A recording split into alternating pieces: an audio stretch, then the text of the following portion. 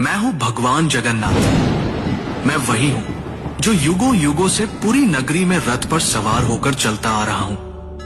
पर आज मैं तुम्हें अपने रहस्य का वो सत्य बताने आया हूं जिसे केवल भाग्यशाली ही जान पाते हैं। लोग मुझे जगन्नाथ कहते हैं, पर क्या तुम जानते हो मैं कौन हूं?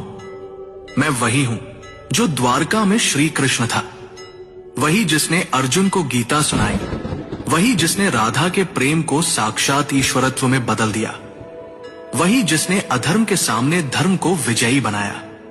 जब द्वारका का अंत हुआ, मेरा पार्थिव शरीर समुद्र में प्रवाहित कर दिया गया, पर मेरा हृदय, मेरा चेतन तत्व नष्ट नहीं हुआ। वह दिव्य ऊर्जा, वह ज्वलंत आत्मा समुद्र में एक दिव्य काष्ठ, पवित्र लकड़ी के रूप में प्रकट हुई और बहती हुई पुरी के तट पर आई। उसी समय राजा इंद्रद्युम्न ने मुझे स्वप्न में देखा। हे राजन, ये कोई साधारण लकड़ी नहीं, ये मेरा शरीर है, इससे मेरा विग्रह बनवाओ। राजा ने आदेश दिया। मूर्ति बनाने के लिए एक वृद्ध पुरुष प्रकट हुए। उन्होंने कहा, इन्हें गुप्त रूप से बनाऊंगा, कोई द्वार मत खोलना। वो कोई और नहीं, स्वयं विश्वकर्मा थे। जब मूर्तियां बन रही थी, रानी की चिंता बढ़ी। द्वार खुलवाया गया। मूर्तियां अधूरी थी। मेरे हाथ नहीं थे, मेरे चरण नहीं थे, पर तभी आकाशवाणी हुई, यही मेरा विराट रूप है, यही मेरा जगन्नाथ स्वरूप है, जहां मैं हर सीमा से परे हूं। जो मूर्ति नहीं, चेतना है, जो धर्म का रक्षक है।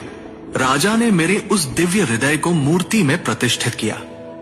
वो हृदय जो श्री कृष्ण रूपी मेरी चेतना का केंद्र था, वो आज भी मेरी मूर्ति में वास करता है। हर 12 से 19 वर्षों में जब मेरी मूर्तियां बदली जाती हैं, उस हृदय को गुप्त रूप से नव विग्रह में स्थापित किया जाता है।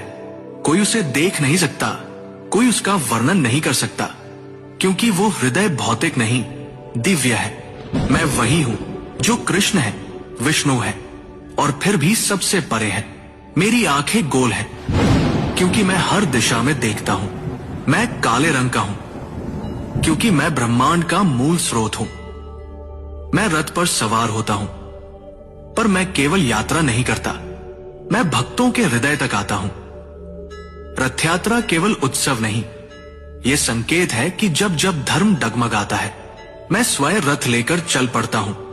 मैं कभी मंदिर में सीमित नहीं था, मैं कभी पत्थर नहीं था। मैं वो हूं जो समय की हर धारा में धर्म का रक्षक